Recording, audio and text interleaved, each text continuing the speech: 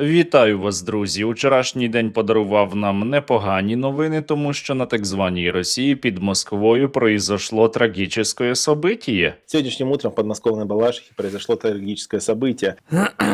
Так, печальные, в общем, новости приходят. Плохой день. Конечно, вот на это смотреть просто прям грустно. Господи. Для російської армії і особливо для російського генералітету вчора був дуже поганий день. Очень плохой день, но его нужно пережить. На жаль, Пєсков цей день пережив, але от російський генерал-лейтенант Москалик не пережив. Вот в Балашихе подмосковный уничтожен генерал-лейтенант Ярослав Москалик. Він був причетний до підготовки повномасштабного вторгнення, відігравав надзвичайно важливу роль у Генеральному штабі так званої Російської Федерації. Словом, вбивати його точно не було за що. То есть Бандеры, в общем-то, своей цели достигли. Разом із тим, сьогодні у Ватикані президент України Володимир Зеленський зустрівся із президентом Сполучених Штатів Америки Трампом, а спеціальний представник Трампа Вітков учора вчергове зустрівся із Путіним. Продуктивный российско-американский диалог продолжается. Ми із вами зараз обговоримо ці новини, але спершу я маю нагадати про те, про що не варто нагадувати. Вам треба нагадувати, що Рузаріст ніхто не відміняв. Я думаю, не треба. Російські виродки й далі атакують Україну, наступають на багатьох ділянках фронту, і нашому війську потрібна ваша допомога. Потрібні ваші 2 гривні на поточний русоріз. Усі реквізити є, як завжди, у описі до цього відео. Ну і щоби це відео побачили якомога більше людей, натисніть лайк до нього і підпишіться обов'язково на мій канал. Почнемо із ліквідації російського генерала Москалика у Підмосков'ї учора. У той самий момент, коли він проходив повз автомобіль біля свого дому, автомобіль не витримав присутності воєнного злочинця і вибухнув. Генерал-лейтенант Ярослав Москалик обіймав посаду заступника начальника Головного оперативного управління Генерального штабу Збройних сил так званої Російської Федерації. Він відповідав і за стратегічне планування у російській армії, і за мобілізацію, і за взаємодію із партнерами так званої Російської Федерації у міжнародних організаціях по військовій лінії. Сказати, що цей генерал був надзвичайно важливою фігурою для російської армії, це, напевно, не сказати нічого. Ярослава Москалика называли одним из самых ярких командиров в структуре Главного оперативного управления, а также человеком, на котором держалось и управление войсками, и многие другие процессы. Що доволі цікаво, генерал Москалик займався не тільки безпосередньо військовою роботою, а також був визначним російським дипломатом. Він, наприклад, брав участь у зустрічах Нормандської четвірки, а ще зустрічався із диктатором Башаром Асадом. Он лично встречался с Зеленским в 2019 году на финальном раунде переговоров в нормандском формате. Также принимал участие в других встречах с участием России, Украины, Франции и Германии. Російські пропагандисти практично одразу знайшли винних у підриві генерала Москалика, і ними виявилися, ви не повірите знову, британці. Я нисколько не сомневаюсь, что дирижировали терактом из Лондона.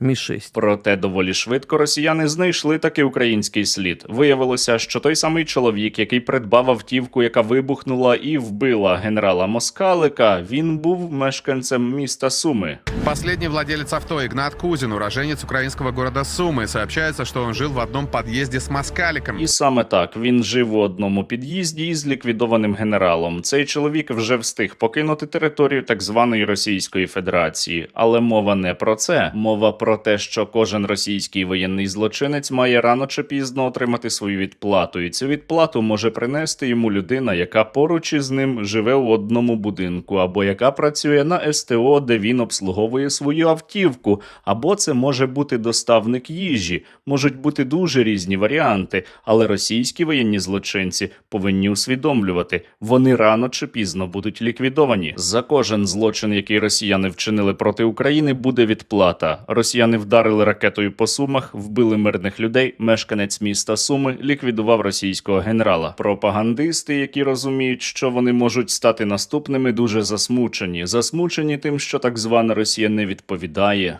Третий генерал. погиб в Москве. А что же будет в ответ, когда среагирует наша сторона? Але так звана Росія за визначенням не може відповідати, тому що це вона напала на Україну, а відповідає якраз таки Україна. Ну і зрештою, коли ліквідували генерала Кірілова, росіяни дуже багато грозилися, а потім зробили нічого. Зеленский себе и своему режиму подписал смертный приговор. Нужно сделать все, чтобы уничтожить заказчиков, которые находятся в Киеве. Зараз же російські пропагандисти верещать, що Трамп має відреагувати. Дивіться, йдуть так звані мирні переговори, а генерали вибухають. Як же так? Я понимаю, что никакие переговоры с Виткофом, со всеми там остальными трампистами ничего, в общем-то, не дадут, если нарушаются элементарные технологии ведения современных войн. Я думав спершу, що Трамп засудить ліквідацію російського генерала, але виявилося, що йому за великим рахунком байдуже. Де це відбулося? Це сталося в Москві.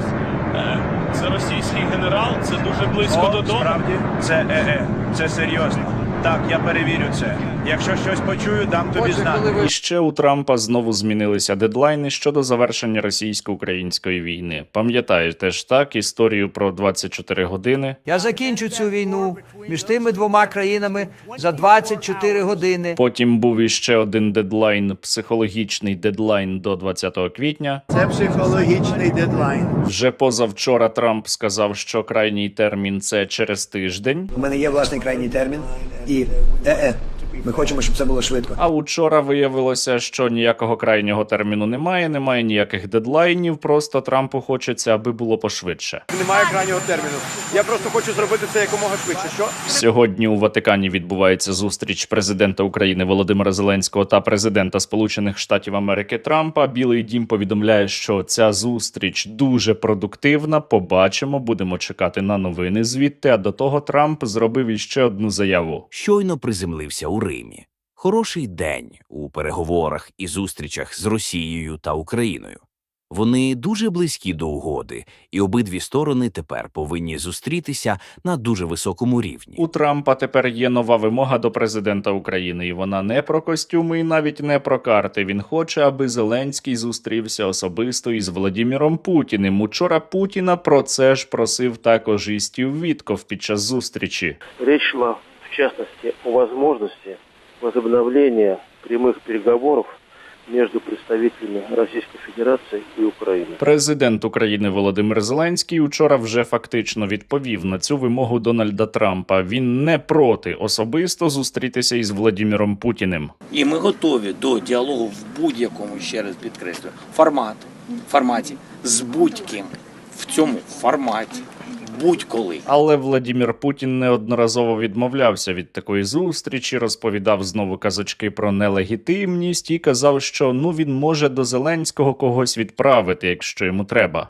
Вести переговори можна з ким угодно, тільки в силу своєї нелегітимності він не має права нічого підписувати. Но якщо він хоче приймати участь в переговорах, я виділю таких людей, які будуть ці переговори вести, пожалуйста. Є тільки ще один дуже важливий нюанс. Президент України Володимир Зеленський неодноразово підкреслював, що зустрічі з росіянами і подальші переговори можуть відбутися тільки після того, як так звана Росія припинить бойові дії. Трамп теж вимагав, щоб Путін перестав стріляти. Владимир, стоп! Владимир, стоп! Проте росіяни й далі щоденно продовжують атакувати Україну. Вже після зустрічі Стіва Віткофа і Владимира Путіна російські чорти вбили у Кам'янському на Дніпропетровщині чоловіка. Росіяни взагалі так прагнуть миру і не планують ні на кого нападати, що Соловйов починає говорити про Європу те саме, що він казав про Київ раніше. Европейцев вообще задушим без вопросов.